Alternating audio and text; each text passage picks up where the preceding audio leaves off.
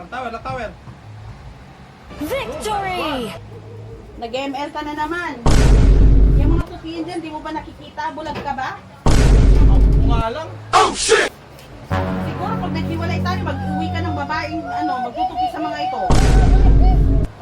Ano itong mga damit ko na ito? Baka ipasuot mo pa. Galing sunugin nyo na, huwag mo nang ipasuot.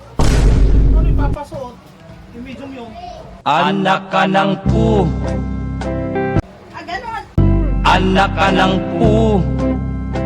Anak ka ng pu. A few moments later.